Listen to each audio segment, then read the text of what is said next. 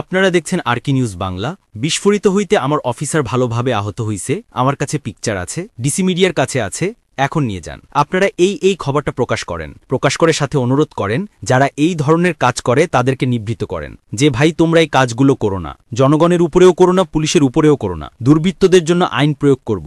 আমি আমার ঢাকাবাসী শান্তিতে রাখতে হবে। ঢাকাবাসী যান ও মালের হেফাজত করার গুরুত্বপূর্ণ দায়িত্ব ঢাকা মেট্রোপলিটন পুলিশের উপরে। পুলিশ যখন কোনো একটি অরাজকতা ঠেকানোর প্রতিহত করার চেষ্টা করছিল তখন আমার অফিসারদের সাথে কি ধরনের ব্যবহার করা হয়েছে অত্যন্ত দুঃখজনক। আমরা যারা এই ধরনের ব্যবহার আমার অফিসারদের সাথে রাজপথে রাস্তায় করেন আমি তাদেরকে অনুরোধ করব আমার অফিসারদের সাথে আপনারা এহেন আচরণ করবেন না। আমরা আপনাদের সাথে রাস্তায় কোনো ক্ল্যাশে কোনো সংঘাতে জড়িত হওয়ার জন্য নয়, আমরা আপনাদেরকে সেবা দিতে চাই। আপনারা যে কাজটি করতে চাচ্ছিলেন সেটি করলে সমাজে, ঢাকা শহরে, দেশে একটি অরাজকতাপূর্ণ পরিবেশের সৃষ্টি হবে। গণ অভ্যুত্থান হয়ে গেছে, সরকারের পরিবর্তন হয়েছে। এখন যদি এরূপ কার্যকলাপ করা হয় তাহলে একটি অস্থির সমাজ, অস্থিরতা দেখা দিবে। সেজন্য আমরা সেটি রক্ষার জন্য আমার অফিসাররা নিয়োজিত ছিল। কিন্তু এরূপ ব্যবহার আমাদেরকে বড়ই মর্মাহত করেছে। আমরা এরূপ ব্যবহার কোনো শিক্ষিত বোঝবান মানুষের থেকে আশা করি না। যদি আমার অফিসারদের মনোবল ঠিক না থাকে, আপনারা দেখছেন 5ই আগস্টের পরে আমি নিজে রাত্রে দেখেছি 80 বছরের বৃদ্ধ লোককেও বাঁশের লাঠি নিয়ে মহল্লার মধ্যে মহল্লা পাহারা দিতে হচ্ছে। আমার অফিসারদের মনোবল যদি ভেঙে যায় তাহলে আপনাদেরকে আমার এই নিজেদেরকে বাঁশের লাঠি নিয়ে বৃদ্ধ লোককেও রাস্তায় নেমে তার বাড়িঘর পাহারা দিতে হবে।